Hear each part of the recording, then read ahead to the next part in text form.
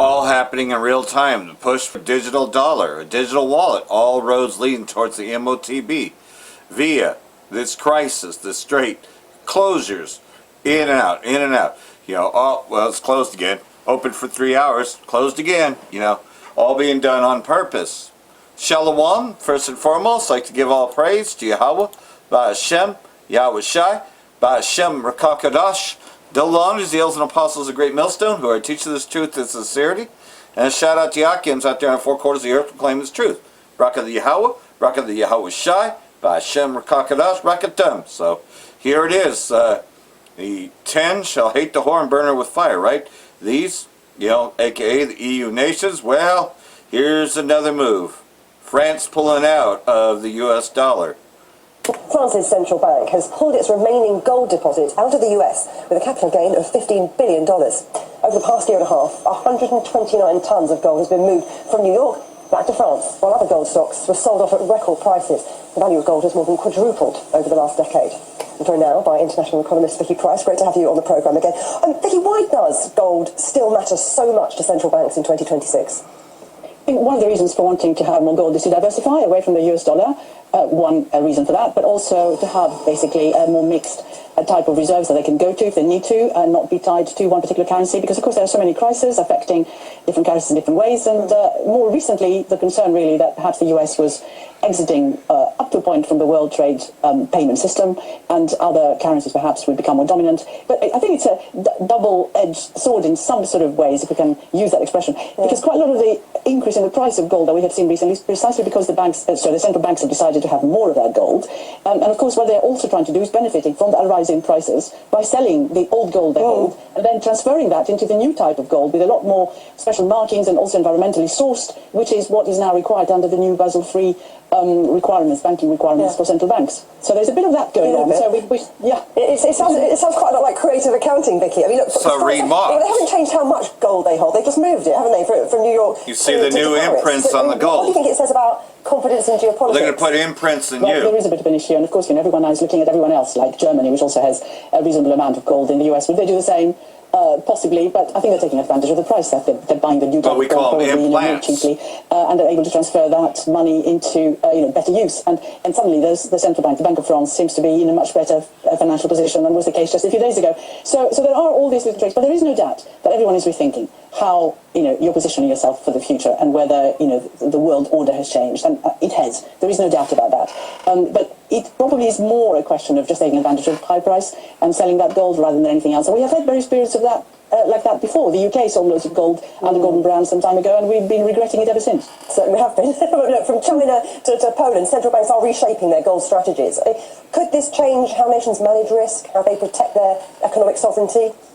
Yes, up to a point. Of course, you have to be certain that gold is going to continue to have a sort of high value, because of course it could collapse for whatever reason, because there isn't anything attached to it. There's no real sort of forced convertibility rate or anything like that as there used to be. So you've got a real problem. It is an asset you have, which is not necessarily going to be constantly going up in price, so you're not guaranteed that you're going to have that leverage, if you like, for the future. But there is no doubt that, if you look at a number of countries, I mean, you mentioned a few already, and indeed, some of these European countries are now holding more gold than was the case before. They've been buying gold. One of the reasons why, as I said earlier, the price has been going up. But, I mean, it includes sort of India, Turkey. In a number of cases, why they're doing it is also because there are concerns about their own currencies, and they may need to use that gold to intervene in the foreign exchange markets. I mean, Turkish exchange rate has been, of course, itself not very stable, but, loads of others as well. So it is a bit of a guarantee, if you like, to the need to have something that you can use to intervene for your currency and keep it strong, rather than another currency like the US dollar, for example. If you see something, say something. All right, so here we are. Shalom, first and foremost, like to give all praise to Yahweh, Ba'Hashem, Yahweh Shai, Ba'Hashem, Rakakadash, double honor to the elders and apostles of Great Millstone, who are teaching us truth and sincerity, and a shout out to Yakims out there in the four quarters of the earth proclaiming this truth. Bracha the Yahweh, Bracha the Yahweh Shai, Ba'Hashem Rakakadash, Brakatam. If I didn't say it before, Salaki, if I said it twice, I'm just making sure that I got it covered, right? But nonetheless, though, you're seeing that indeed a famine of the word is right around the corner as well. The used digital gulag, ready to roll. Those were the words of the European Commission President Ursula on Wednesday as she announced the readiness of EU's online age verification platform. As we've been warning since November 2024, these platforms are ultimately a Trojan horse with digital identity systems, which are in turn intended to serve as a cornerstone for the digital gulags being quickly assembled around the world. So eventually, what we're doing right now, it ain't going to be available anymore because, like everything else, though, we're not going to go through this whole identification system just to put out videos, just to be identified, just to be, put out there, right? So that's going to cause a famine right there because the Most High is not going to deliberately put us in harm's way. You notice, we're kind of in harm's way, but we're not really because the Most High is controlling all that, right? Yeah, you may get a few hecklers that come up to your camp and all that, but pretty much you're safe. Even when a man brought a gun to camp once, I seen that video as well. The Most High still had our backs, man.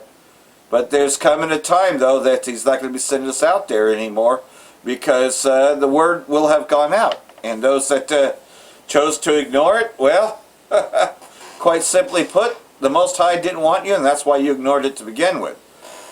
But He's here for the elect that will listen and will do something about it. So, another prophecy watch, CBDC and the MOTB is reality.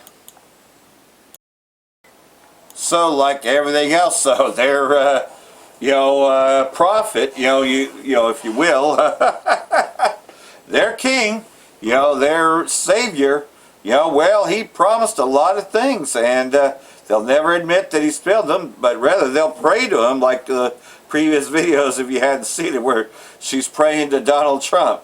But nonetheless, though, he said there wouldn't be a central bank digital currency. Instead, he called it stable coin. But nonetheless, though, this is exactly what he's here to do, is to crash the dollar and to bring it in, to usher in the New World Order, as you can tell from these clips and prophecy watch, right?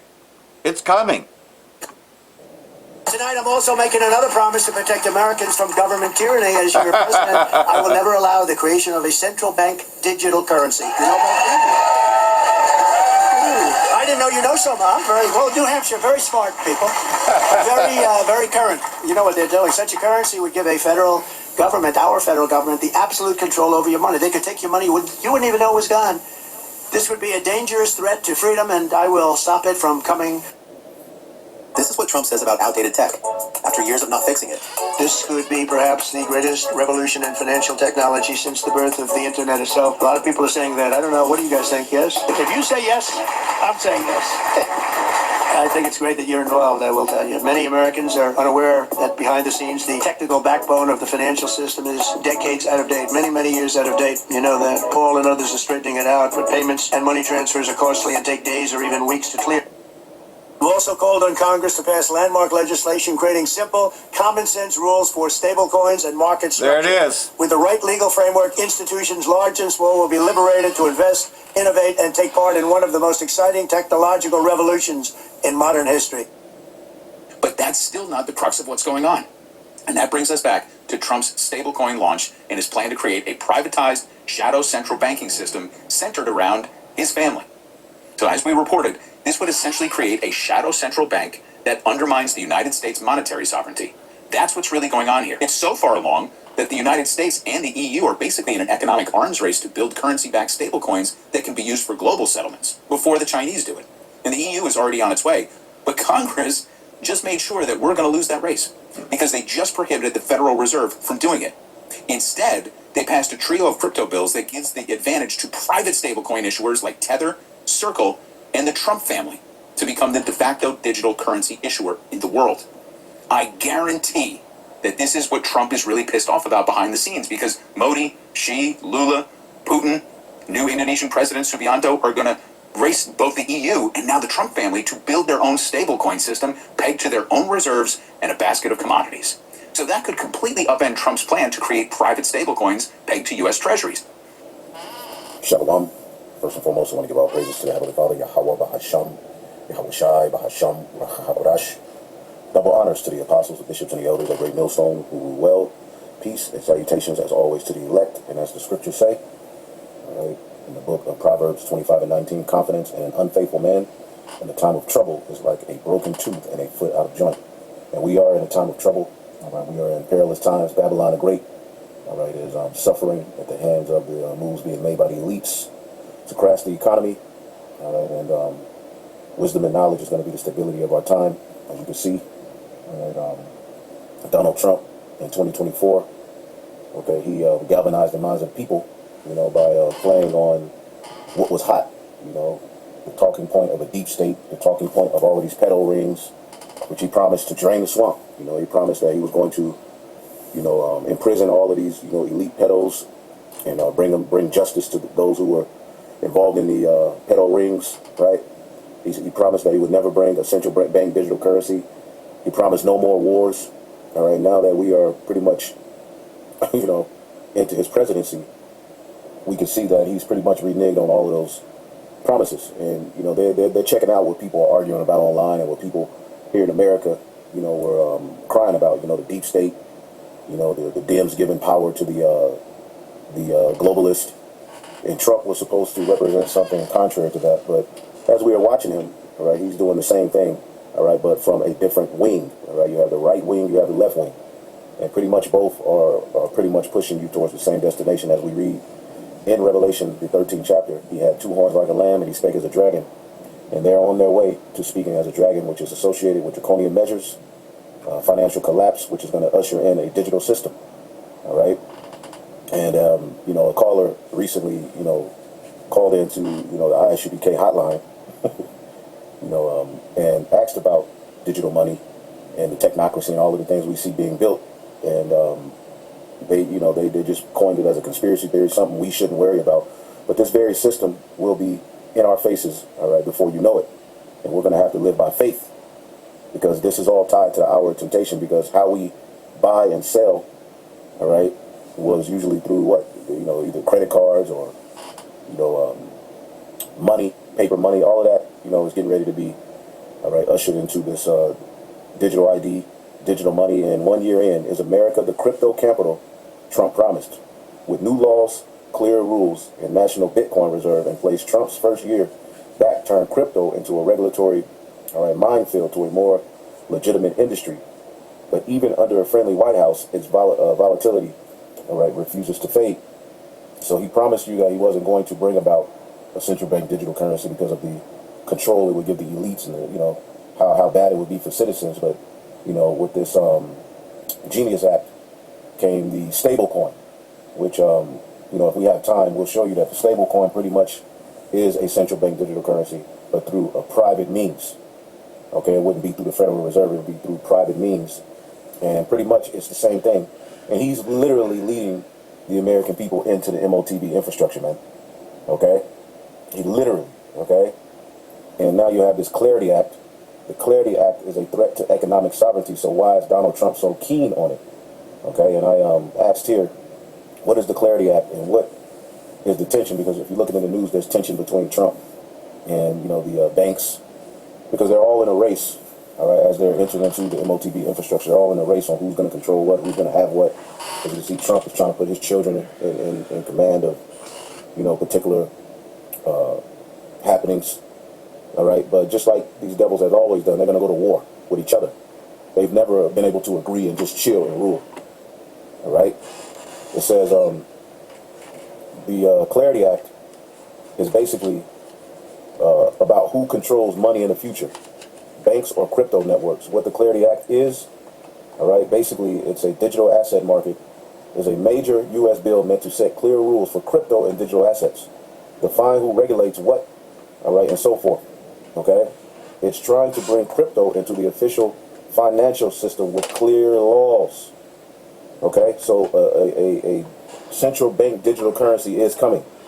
This is not a mere conspiracy theory, as the ISUPK, okay, stated to that brother who called in trying to get clarification. Okay, so there's a back and forth between some of these crypto, companies and banks and Trump. We can look into that, but pretty much, stable coins can compete directly with bank accounts, become the new payment layer. Banks may lose dominance over deposits, be forced to adapt, or partner with crypto. So this is where it's going. As a matter of fact, I have this video, right? And this all ties into what John the Revelator saw. All right. I wish I had more time, but I'm going to play this video here.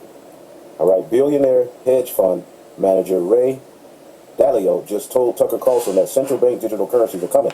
There will be no privacy. All transactions will be known because of what? The blockchain. And if you're politically disfavored, you could be shut off. Right. What happens if the government issues? Okay, and that, right?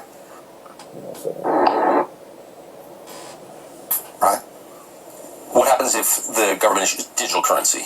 Like, what does that mean? Well, digital currency is, right, you're talking about central bank digital currencies. Yeah. Okay, and that, there's a great deal of appeal because of the fact that it's easy and so on. But it's, and I think it'll be done. A lot happens. Do you think it will be done?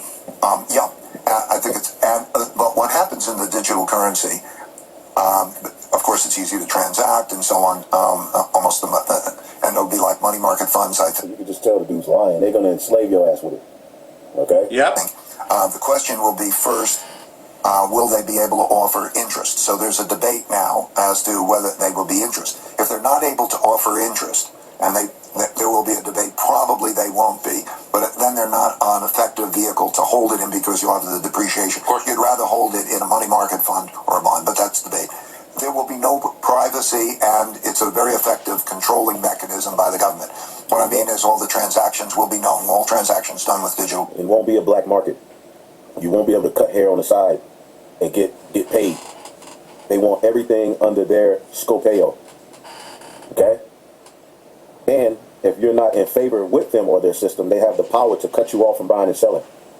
This will also track, all right, your digital, your carbon footprint throughout the planet Earth. See that? So this is very much in line with something that Israelites should be telling their congregations about. Because when you're met with this, there's going to come a point where you're going to have to step out on some serious faith. Okay, because every day or every week you're buying and selling, you're getting gas, you're going to the grocery store. Even if you don't like the particular stores, you're going there, picking out what's good for you. You're buying and, if you got a business, you're selling through this particular monetary system that is in place. The collapse that they're bringing about and what they're in a race to do is set up the MOTB infrastructure to lean you right into it, because buying and selling is how people sustain themselves. So the Bible focuses on buying and selling in Revelation the 13th chapter, right? Because those two factions alone, buying and selling, okay, that's going to guarantee that the majority of the people are going to be with it. Okay? They're going to be with it. Currencies will be known, which is good for illegal activities, can control illegal activities. Illegal activities. When Trump came into office, they had Doge, and what they put out there is all of the illegal, underhanded activities that were being done by the Democratic Party in the form of using your taxpayer dollars to do this, do that, fund transgender pig studies in Indonesia, do all kind of wickedness, right? Which the wickedness hasn't stopped, but they put a focus on that to say that there needs to be more, we need a more transparent system so that we can know where our money is being spent, where know everything. We want everything needs to be out in the open. So they brought all manner of problems. Okay, they got the reaction, and the solution is going to be this MOTB infrastructure, digital ID, digital money, to where everything can be accounted for. And you, as a human being, all right, living on this earth, living here in Babylon, especially, right? Because all of these nations are flowing into this. You will be required, if you want to live, right, in their eyes, if you want to buy and sell, right, if you want to eat or maintain your business, you will be required to tap into this. Okay, and then once everything's linked, which they've been linking everything, your Google account, everything's linked, they'll know who's who. AI will be the determining factor of who is worthy. Okay, because that's going to be the new government with this technocracy. Who's worthy of even what you have access to, what you don't have access to. That's what's coming. But it also means that the government has a great deal of control. For example, they can tax that way. They can take your money. They can establish foreign exchange controls and the like. And so that's something that will be an increasing issue, particularly for international holders of that currency, because they might feel, let's say, if you're a Frenchman and they wanted to have sanctions, they could take your money. Of course. and so on. So there's the privacy issue of that. If you're politically disfavored, you could be shut off. Politically disfavored, you could be shut off. Yes. If you're politically disfavored, if you do not bow to the image, okay, and take their mark. See that? Let's go here. CBDC stands for Central Bank Digital Currency. It is a currency issued directly by the central banks. It can be done on a wholesale basis, which is to essentially... See, Trump is going to bring it about from a privatized bank. But it's the same thing. thing. Save you from the elites. Oh, boy. allow the commercial banks to issue it on a retail basis and do the management of it on retail and then relate back to the central bank, which will be a wholesaler, or it can be done directly by the central bank doing directly a retail CBDC. The challenge with CBDC is it gives the central bankers complete control and the ability to program your money. What it does is it gives them the ability to say what you can use your money for, where you can use your money. It's called programmable money. Some people call it smart contracts. I call it very stupid contracts. But it gives you the ability to issue programmable money and do complete surveillance and control of where and how people use their money. Now, I say that CBDCs are quite dangerous, and they are. However, it's very important to understand that this kind of complete control comes about not through CBDCs, but having an all-digital monetary system. So what we want to stop is an all... And a stable coin is just that, which Trump, after telling you he would never allow central bank digital currency, brought about a stable coin. Stable coins and central bank digital currencies are not the same thing, but they can look very similar in how they function. The overlap is exactly why governments and banks are paying so much attention to it. So this is why you're seeing friction in the news. Okay? And this ain't making headlines like that, but it's happening. Okay? Because they are all ushering, even Iran. You notice that they're talking about accepting payments in crypto. That just got thrown up in the story. Anyway, stable coins issued by private companies like Circle or Tether, pegged by the US dollar or other assets. Central bank CBDCs are issued by the central bank, like the Federal Reserve, digital version of national currency, fully government controlled. So Trump has duped you people into believing he wasn't going to bring you a fully government control, because now this is private. The stable coin is private. And I have more, but I gotta roll out. But let's listen to a little bit more of this, and we'll get a scripture. Digital monetary system, because it is possible to do the equivalent of CBDCs on a private basis. So I can use merchant codes with your bank account and your credit card. I can kick you off your online payment systems if I don't like what you're saying on social media. There are many different ways if we go to an all-digital financial system. We have digitized throughout our economy, so our homes are full of digitized equipment that can be identified and surveilled. Our cars are more and more electric. They can be stopped remotely. The thing to understand is if we go to an all-digital transaction system, financial transaction system, with a digital ID, so I can tell you're you and I'm me with great precision, then suddenly all those different digitized items and equipments and systems snap into one complete control grid. And the key to that snapping into the control grid is the digital ID and the all-digital monetary system. Now, let me tell you what that looks like, because we don't have a financial problem. We have a governance problem. If you do it in a system where a secret governance system that is non-transparent and outside of your control, if that gives them the power to basically turn on and shut off your transactions, we're in a coup d'etat world. By creating an all-digital transaction system with a digitized economy and a digital ID, suddenly the central bankers now control fiscal policy. They can determine where you go, when you go. So let's go back to the pandemic. During the pandemic, if the lockdown said you can't go more than a mile from your home and you can only go that on Tuesday and Thursday, in an all-digitized economy with satellite flying overhead, they can literally track you, and if you don't do what they say, they can turn off your money. Now, what this means is you not only have usurping of the people's representatives, but you have a usurping of the state powers. So under the Constitution, the power is not delegated to the federal government or the reserved to the states. But now the central bankers asserting a line of fiscal policy, making the rules and enforcing them centrally, can literally control healthcare or other powers reserved to the states, and by the ability to literally control your financial transactions. The way to make that transition is just say total control. If you don't eat cricket flour and synthetic meat made in lab, we'll turn off your money. Use cash. There you go. Encourage the local businesses to use. So she's saying basically cash. She's one standing up for cash to still remain king, even in a digital world. But they're going to cut that off, because this is prophetic. Your money can expire. All right. If you leave outside of a particular zone where you're not eligible to be, your money won't work. Imagine living in a world like that. Well, that's what these devils have planned. Tracking your carbon footprint, which makes them God. You only get enough carbon credit. You can't travel this far. You can't eat, because they've been presenting all of these issues. There's too much meat consumption. They're blaming, the animals the Lord created, and cattle, they're farting too much, and people are consuming too much of this. We need synthetic meat. We need this. We need that. This is all going to be the answer to everything they've been presenting over these years. Revelation 13 and 16, and he calls it all, both small and great, rich and poor, free and bond, to receive a mark in their right hand or in their foreheads, that no man might buy or sell, save he that had the mark or the name of the beast or the number of his name. So this is very much something that will, all right, as the scriptures call it, in Revelation, the 3rd chapter, in the 10th verse. Okay, it says, because thou hast kept the word of my patience, I will also keep thee from the hour of temptation, because it's going to be tempting. all right, when they present this system, all right, after they've gotten you used to using credit cards, using money, going to the store and living this life of, what looked as liberty, to do what go where you wanted, travel where you wanted, then to shut that down and limit it to this system, all right, and you have to put your biometrics, your digital, your first, and then eventually force you to get a microchip. That's going to be tempting to a lot of Israelites. That's going to be tempting. They're going to have wherewithal to lean on faith. This is the necessity of us bringing this out. Great tribulation. What synchronicities or what correlations does this, this new technocratic, government that's being developed, what's the thin line between the two? Can you say it again? From, great tribulation and, the last days being cut short, by the chosen ones. So, and then you put that up against, the technocracy that's being developed, the idea that, they're going to kill the dollar and, we'll be issued a central-based digital currency and all of that. How much of that, is something that you guys, acknowledge and talk about? And what role, do the Israelites play as the chosen ones that will cut those days short? Yeah, you might want to let Kadazai answer this one, because this sounds like a conspiracy. And what I mean by that is Kadazai, like this lanes that we have. When I think of cryptocurrency, it sounds like a conspiracy. Well, conspiracies have all come true. And yeah, they are conspiring with this. Because it sounds good. It sounds like it's going to save you from all of the problems. But underhandedly, they're trying to enslave you. This is going to be the new slavery. By playing on your lust. Your lust to eat. Your lust to have a business. Your lust to do, it's all going to be, all right, integrated into you being forced to give your soul over to the beast, man. And many of you Israelites are going to fold.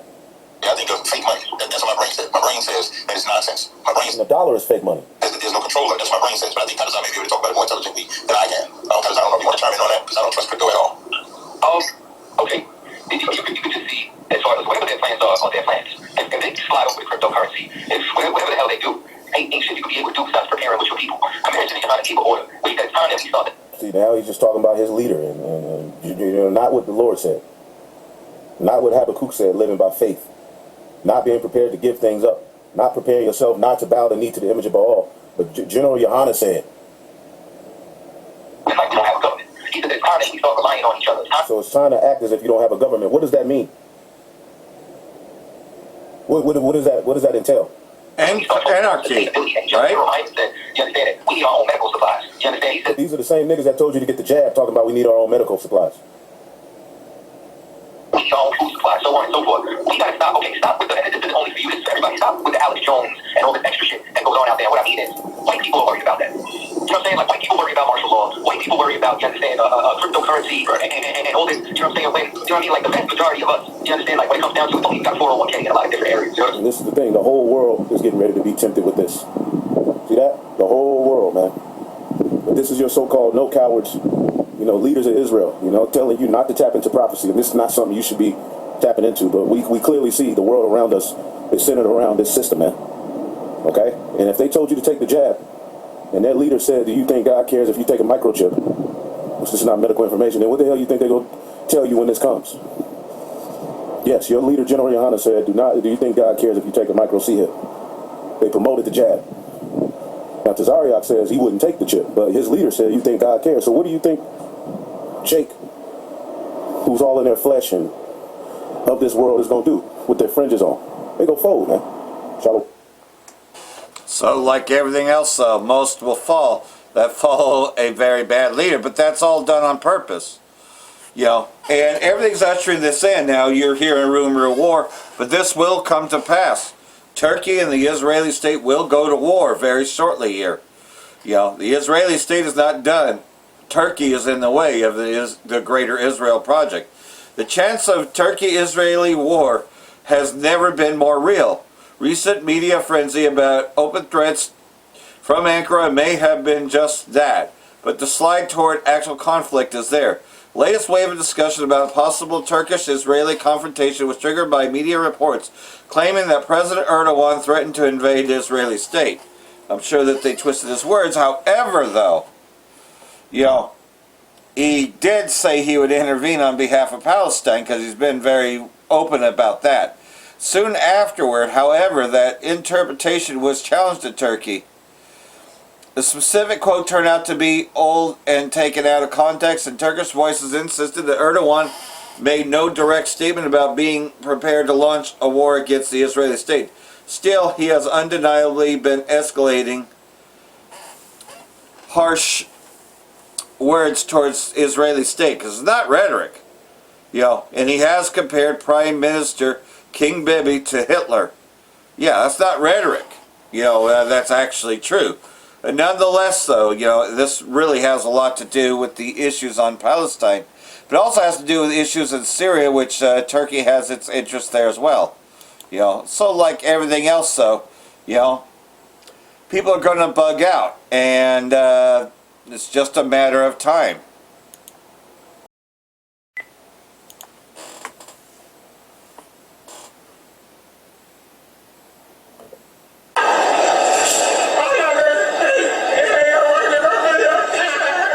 People are going to bug out. Why you show up to work if you're tired? Look, mark my words. There's going to be a day where good people have had enough. Where nice people are no longer nice anymore. Good people are only nice because we're very empathetic, we're very patient, and we've learned to go within in order to be calm, in order to regulate ourselves, self-regulation. We've worked hard to be this person in this fucked up society. But they're going to be roused up. There's going to be a day, I don't know what's going to spark it, but there's going to be a day where we just say, oh, okay, fuck it. We don't have to be anymore. And we're just not going to be. And you think that we live in dark times right now. Motherfuckers think that they're actually crazy right now doing all this shit, raping kids and killing women, all kind of shit. You know what I mean? Colonizing, all kind of shit that they've been doing for so long. They think that they're crazy.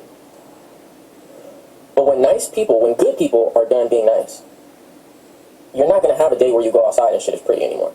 Because I can still go outside in these chaotic ass times right now where dark motherfucking aura is everywhere and have me a good day. I can manifest a good day. You're not going to want to go outside, especially if you're a bad person. You're going to be hunted down if you're a bad person. You're going to be exposed. And good people are going to be the ones at your fucking doorstep, no matter who you are, no matter how protected you think you are. And something very, very dark is going to happen to you. I see it. Because what I have inside of me that I've learned to not suppress, but to balance out, to harness, is a very, very, very dark energy. But that energy is not the twisted sick shit that bad people be on. It's another force. And when you push me to a point where that dark force comes out, where it decides to finally be unleashed, because I willingly let it go, because I tamed it, it is my animal, I'm not going to put it back in its cage until specific motherfuckers are eradicated, or a specific type of motherfuckers are eradicated. And I know that other good people that have really worked on themselves, that are around the world, I'm talking globally, possess this same exact animal in their cages that they put inside the cage. Mark my fucking words. Yeah, in Dexter they called it the dark passenger. But yes, good people have it. See, like everything else, everyone will turn against their neighbor, and that's prophetic. And it is coming. When good people stand up to bad people, and the bad become the hunted. Absolutely. Right now it's on the flip side, because good people are have that peace, but that peace is about to be taken away, right?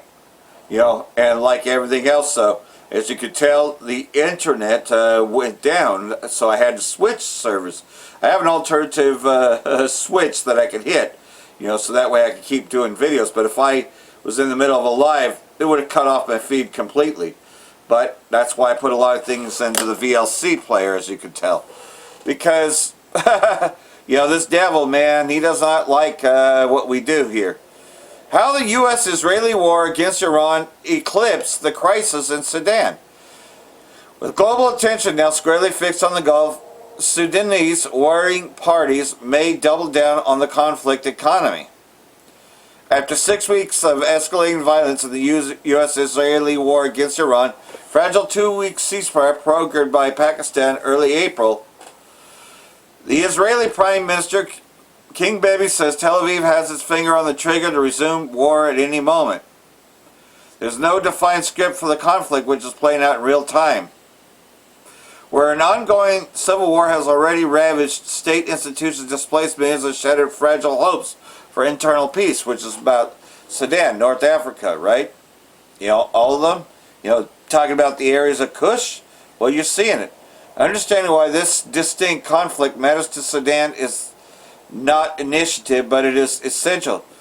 From diplomatic distraction to shifting regional alliances and economic shocks, the U.S.-Iran war is reframing the incentives and constraints that had shaped Sudan's political process and prospects for peace.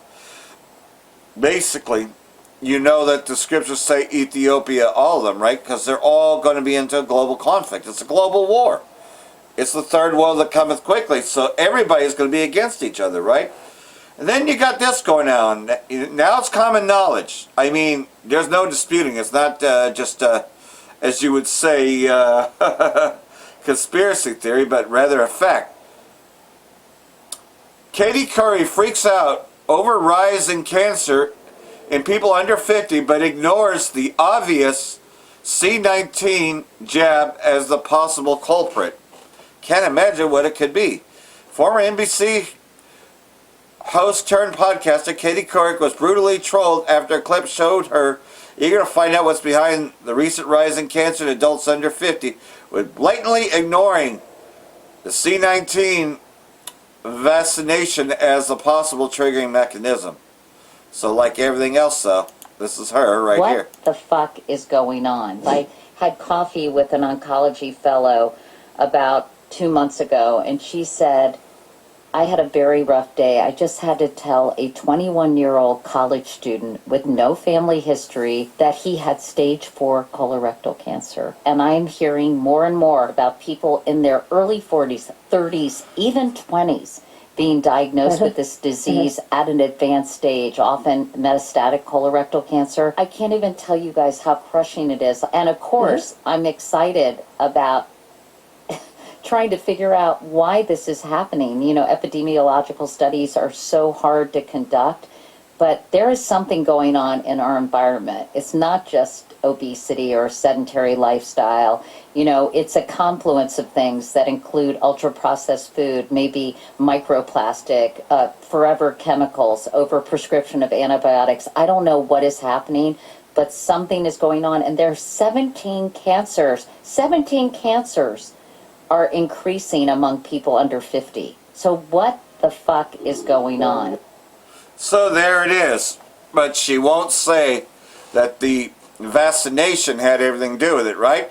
But hey, you know, here's another one on the same subject.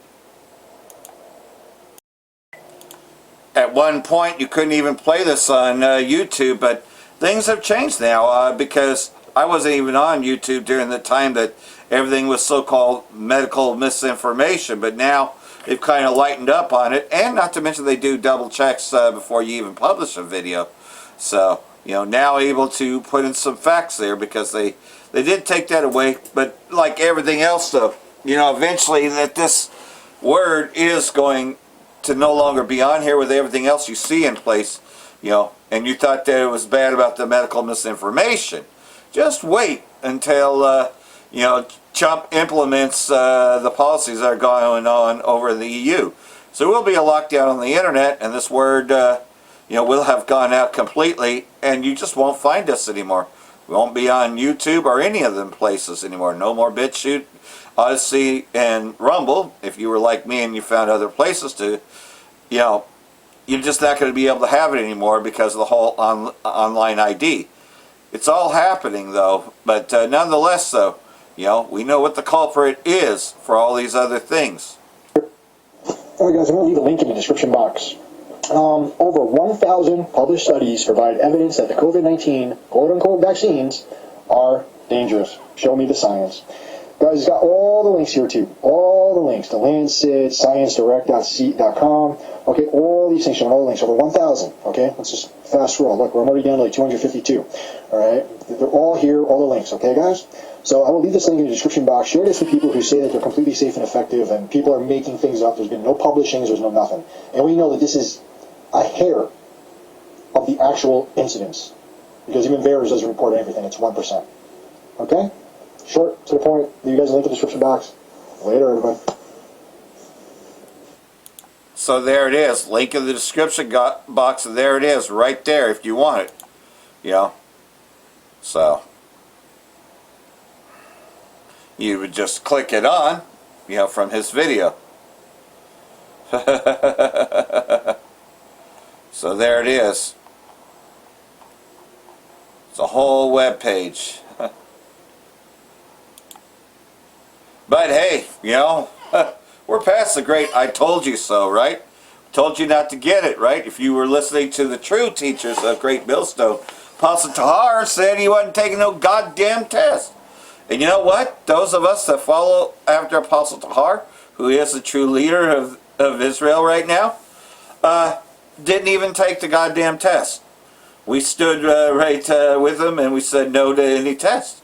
You know, if it required us to take a test to go see somebody in the hospital, we said no to it. You know, the only thing that we were able to do is maybe wear the mask to get into the stores because we had to during that time. That's about it. We wasn't taking no goddamn test, and we certainly were not taking you know what. Trump lied 7 times in 1 hour, Iran's top negotiator. Falsehood will not help the U.S. achieve its goals in negotiations. Mohammed Ghalib has said, so like everything else though, in 1 hour he lied to everybody, right? President Trump made 7 claims in 1 hour after Tehran announced the temporary reopening of the strait. And all of them are untrue, Iranian parliamentary speaker said. On Friday, Iranian Foreign Minister Agashi declared the waterway, which handles around 25% of the global crude oil trade, completely open for commercial vessels. But for the remainder of the 10-day ceasefire between the Israeli state and Lebanon, the announcement sent oil prices down by 10%. However, on Saturday, Tehran reversed the decision, saying the strait has returned to its previous state and once again under strict management and control of its military. Iranian officials said the renewed closure was driven by DC's refusal to lift the blockade of Iran's ports, which the U.S. imposed on Monday after the first round of talks with Tehran and Pakistan failed over the weekend. They then accused the U.S. of piracy and maritime theft, which it is. So like everything else, though, there's retaliation, right? And Ayatollah has come out of injuries. I don't know if he's fully recovered, but he's at least made a public appearance. Supreme Leader reappears to warn Iran's Navy ready to make U.S. taste the bitterness of new defeats. Iran's Supreme Leader Khamenei, which is the son, to issue a statement warning about the U.S. power of his country. Khamenei has not been seen in public since the outbreak of hostilities at the end of February, when he was seriously injured in the Israeli attack that killed his father. So here he is publicly. The Supreme Leader, Mojtaba Khamenei, has posted a statement. He's been little heard from since the previous Supreme Leader was killed. It's rumoured that he's been badly injured. We don't know. But he has posted a statement on Telegram which says Iran's Navy is ready to inflict new bitter defeats on enemies. I'm presuming that that is a written statement as opposed to a video statement, because that would be significant if we were to see him. But yes, that message posted on Telegram. Iran's Navy is ready to inflict new bitter defeats on enemies. So there it is. And of course there's more, right? China blocks 30% of global trade in the South China Sea. Punishment for the war against Iran. So we'll play some of this as well. Alright, so here we are, you know. You know, because again, this is the Third World War, so all countries are involved. They're on a side, and they're all in the conflict. They'll all eventually end up in the Valley of Jehoshaphat, which you're seeing that in real time, which is right there in what Esau calls the Middle East, West Asia. All right, Sarah. To which Bad and Bougie replied, agreed. So hot, isn't he? I love it. All right, it's not even Thirst Trap Thursdays. It's Casual Friday up in this piece. Put yourselves on ice going into the weekends. Calm down a little bit. Jenna Lee from British Columbia, Canada. Stu Peters, you've got to protect your heart. I'm referring to Bishop Joseph Pfeiffer that you had on your last program. I don't agree with a lot of things that he said. He sounds educated in the worldly system and in the books of history. But I don't believe that the Catholic Church is the true church of God. All of Jesus' disciples were Jews, true Jews. No church, no pastor, no leader, or anyone else can lead you to Christ. He has to draw you in. You must have a personal relationship. Now that, I agree with wholeheartedly. Could not agree more, in fact. You know, Jesus Christ will not be held. He will not be confined to these brick and mortar. That is part of the spiritual occupation of this country. First and foremost, that is what leads the spiritual occupation of our country, is that Christians have been programmed to believe that they have to have a translator or a theologian, you know, an expert in theology leading them through their walk, their journey, and their relationship with Jesus Christ. No, he is seeking you. Let him find you. Open your heart. Lovingly accept the peace negotiations.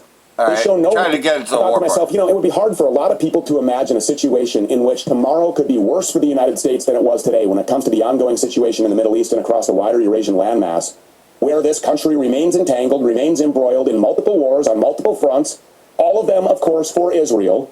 All of them, despite talks of ceasefires, even lies about peace negotiations, they show no real signs of stopping or slowing down, and they won't until the conquest of Greater Israel is achieved.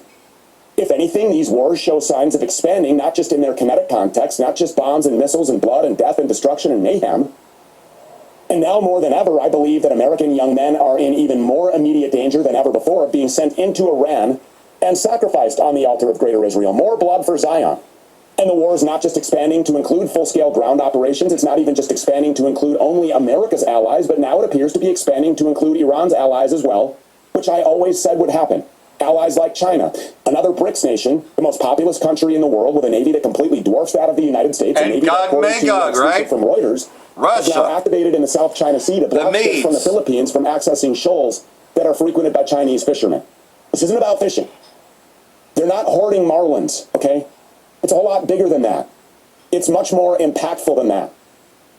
We're not talking about the Strait of Hormuz here. We're not even talking about oil shipments to Europe or to Australia or to any other country already being disrupted, making life a whole lot more difficult. What we are talking about here is a body of water that plays host to 30% of all global trade. This is the big story here. 30% of everything that is bought and sold on the entire planet travels through the South China Sea during its trip from point A to point B.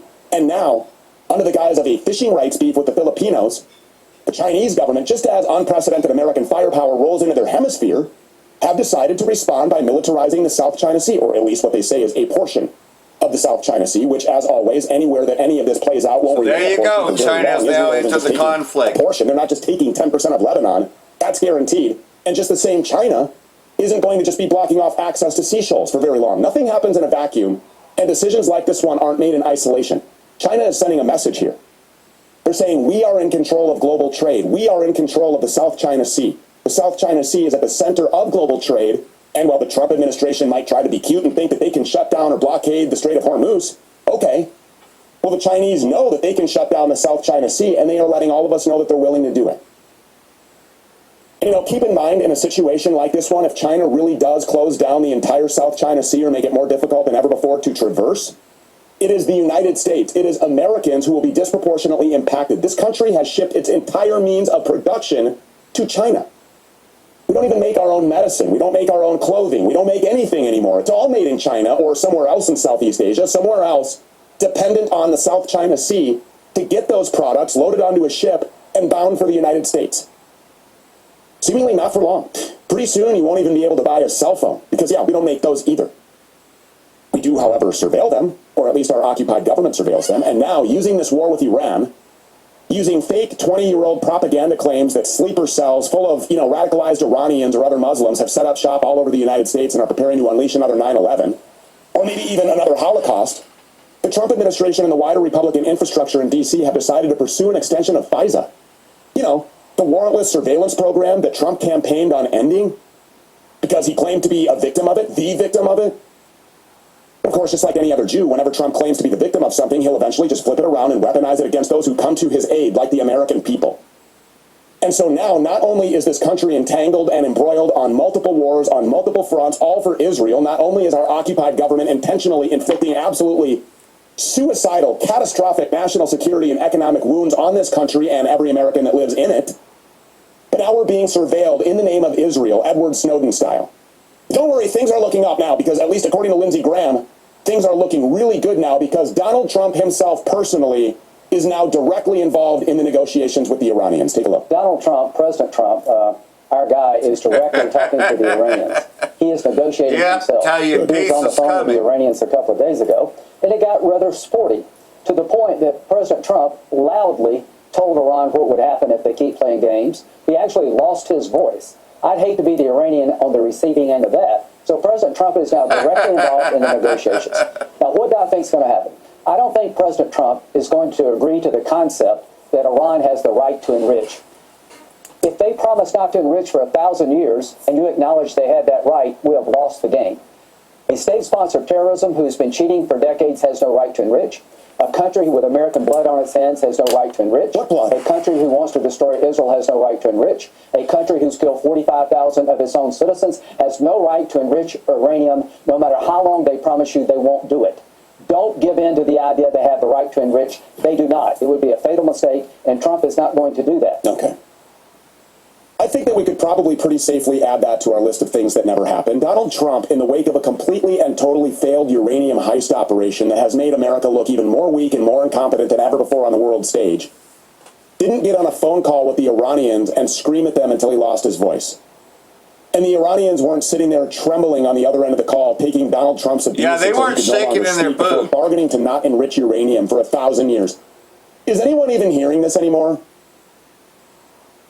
Are you listening to what they're saying? I mean, this is reaching Joseph Stalin levels of absurdity. Maybe even North Korean levels of absurdity.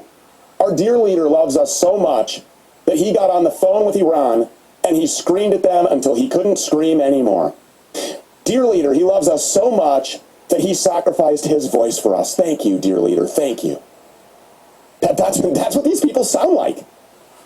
Lindsey Graham and the regime media propagandists over at Fox, who probably have one foot at the door of the Trump administration already, and are just, biding their time until they get their big break when someone gets wrapped up in a pedophilia scandal and ends up ushered out of D.C. And speaking of pedophilia and Lindsey Graham, this lifetime bachelor of a United States senator who's in his 70s and has no children, but for some reason hangs around Disney World with a bubble wand, was recently approached in D.C. by a concerned citizen with a camera who told him, he should stop being a Satan-worshipping pedophile. And Lindsey Graham didn't even flinch. Watch this. Stop being evil, Lindsey. Stop being a pedophile. Stop fighting for Satan, Lindsey. God's watching you. Follow Jesus Christ while you still can, Lindsey. Follow Jesus Christ, Lindsey. Yeah. He had nothing to say, did he? Because there was nothing that he could say. Everybody knows what Lindsey Graham is about. I mean, this guy has been on the TV screen of hundreds of millions of Americans for the past 20 years, talking in a woman's voice about how much it turns him on to feed young, strong, white Christian American men into a meat grinder on behalf of his Jewish paymasters in Israel, who also just so happen to have him on tape doing unspeakable things to kids with that bubble wand. I mean, this guy is a sick and depraved freak. And he's a traitor to his country, which is why he makes such a perfect surrogate for the Trump administration, whether he's going to work in the Senate or on Fox News or in Tel Aviv. But look, as we all know far too well, Lindsey Graham is far from the only compromised creep in our federal government, and that's the problem. That's the problem that we're trying to deal with. There are hundreds of them, thousands of them when you start including the courts and the bureaucracies. And coinciding with Trump's war for Israel in the Middle East, Trump has been waging another war for Israel here in the United States, which is the war on truth. A war on the truth about who Jeffrey Epstein was, who he was working for, which it was Israel, and what happened to his victims. And while the Epstein story has at least somewhat faded back from the headlines amid the Iran war, it hasn't gone away, no matter how desperately Trump wants it to go away. And just yesterday, when he got done lying about the latest Iran negotiations, he was asked about renewed Epstein investigations. Take a look. Pakistan. So I make the first study last week called on Congress to further look into and uncover the truth on the Epstein files, the Epstein saga. Do you believe that there should be a public hearing for more of these Epstein survivors? I'm okay with it. I think we've had a lot of public hearings. I'm okay with it, but I understand that the women didn't want to go under oath. That's what I heard. That the women, the victims, or whatever, they refused to go under oath, which was a little surprising. So Melania felt strongly about it because she was accused of that I met her through Epstein, but it turned out to be totally false. It was a false story. Yep, totally false. As for Melania, she didn't just hold an impromptu press conference about Jeffrey Epstein and about how she's totally not tied to Jeffrey Epstein and she totally never had sex with Jeffrey Epstein. She didn't do all of that for no reason. She did that because Paolo Zampoli's ex-wife is about to go public about everything that she knows, about everything that she personally saw and was personally involved with when it came to Melania Trump and Donald Trump's relationships to Jeffrey Epstein and Ghislaine Maxwell. And this isn't just some random woman. This is a woman who knows what she's talking about because she was married to Paolo Zampoli. Paolo Zampoli is the guy who introduced Melania to Donald Trump. Yeah, it wasn't Jeffrey Epstein. It was Paolo Zampoli. One of of the guys that Jeffrey Epstein worked alongside to track down and come into possession of and then furnish young models and masseuses to all of their rich friends. So when Melania Trump held that press conference, she wasn't doing it out of any legitimate concern for the victims. She wasn't doing it out of any legitimate desire to see real justice be served here. She was doing it to cover her own ass, or at least she was attempting to cover her own ass. Yep, and that's all you got is cover up after cover up, right? You know, denial, denial, denial. You know, and people get thrown under the bus. I mean, you've seen Trump throw people under the bus too. You know, U.S. ports have turned back 21 vessels since start of naval blockade on Iranian ports. So this is part of the reason why the strait just ended up getting closed again. U.S. terrorists turned back 21 vessels since the start of the naval blockade against Iranian ports. Guided missile destroyer USS Michael Murphy patrols the Arabian Sea April 17 as U.S. terrorists enforce a blockade on ships attempting to enter or exit Iranian ports. It added since commencement of the blockade, 21 ships have complied with direction from the U.S. terrorists to turn around and return to Iran. So this is it right here. This is the main reason why, well, they shut it down. Iran says reasserted control over Strait of Hormuz amid the U.S. piracy blockade. So, you know, you want to play this game, we'll just shut it back down again. According to Lieutenant Zaghafi, I don't think I'm saying it correctly, Slovakia, but Islamic Republic of Iran, in line with previous agreements with good faith during negotiations, agreed to manage a passage of limited number of oil tankers and commercial ships through the strait. However, the spokesman added that the Americans, with their track record of repeated breaches of faith, continue to engage in banditry and piracy under the guise of a so-called ceasefire. For this reason, the control of the strait has returned to its previous state, and the strategic strait is under intense management and control of the armed forces, the spokesman said. So, well, there you go. You know, who's fucking with who, right? You know, you fuck with them, they can fuck you back. And Trump loves to test the waters.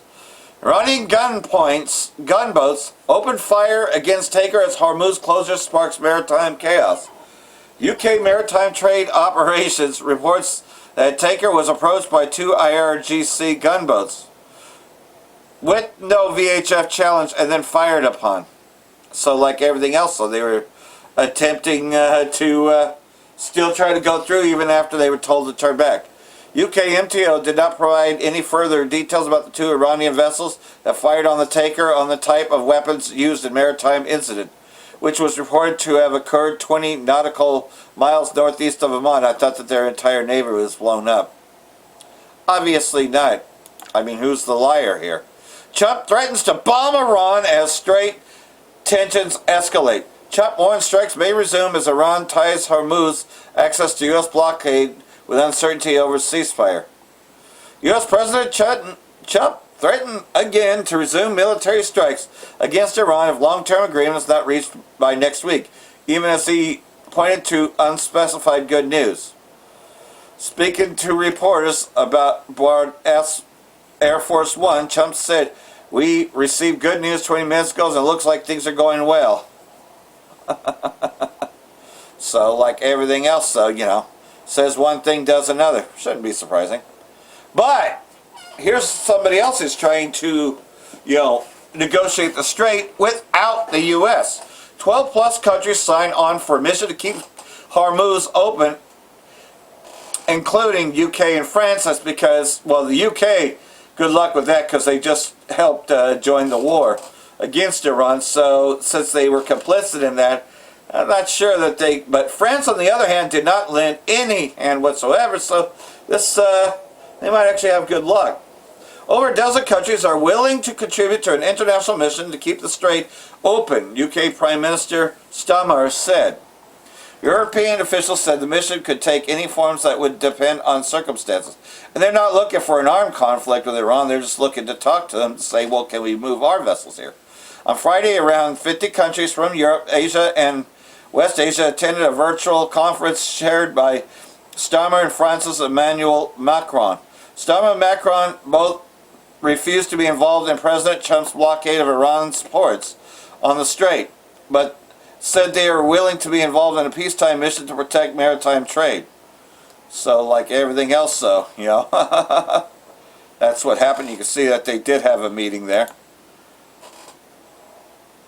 Trump touts uranium deal as Iran vows its stockpile will never leave the country. So, you know, there's another one of those 7 lies. The IRGC insists Tehran has not pursued nuclear weapons and will firmly defend its territory. President Trump said on Friday that the U.S. would work alongside Iran using a lot of excavators to recover Iran's stockpile of enriched uranium. So he's telling them that they made a deal when there was no deal on that. The U.S. and Iran continued behind-the-scenes talks as the 2-week ceasefire is set to expire next week. So like everything else, so, you know, just lying to the people that they're making a deal when they really aren't. Social media don't govern the strait. Khalif refutes Trump's claims on strategic waterway. So Trump recently said that he's got it. In a post on X, Mohammed Khalif wrote, the U.S. president made 7 claims in the span of 1 hour, all 7 which are false. Earlier, Trump has taken to the Truth Social platform alleging that Iran had agreed to never close the strait again. Holy shit!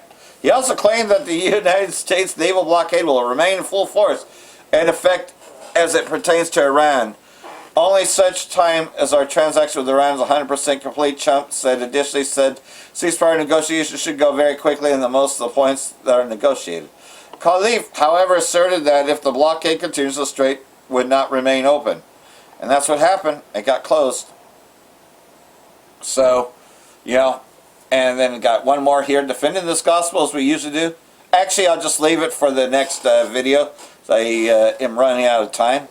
But we'll start out with Apostle Tahar on the next one. I pressed for time here. But nonetheless, you can see what's going on as, well, you know, they're at a crossroads. You know, the once again closed. And, of course, you know that this war is about to resume in just one more week. You know, because it's a, you know, so-called ceasefire, right? But, you know, again, we know that Esau, his foreskin has been uncovered, right?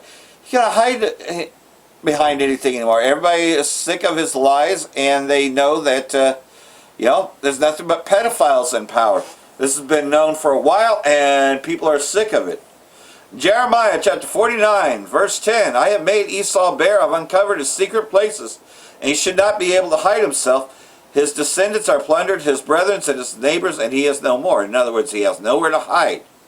You know, and, you know, we're seeing that, well, they've run out of lies, and the Most High is about to judge Esau, and before that, all the truth comes out. So hopefully this has been edifying, for they don't say Bracha the Yahweh, Bracha the Yahweh Shai, Ba'Shem Rakakadash, Wal Abal Babal.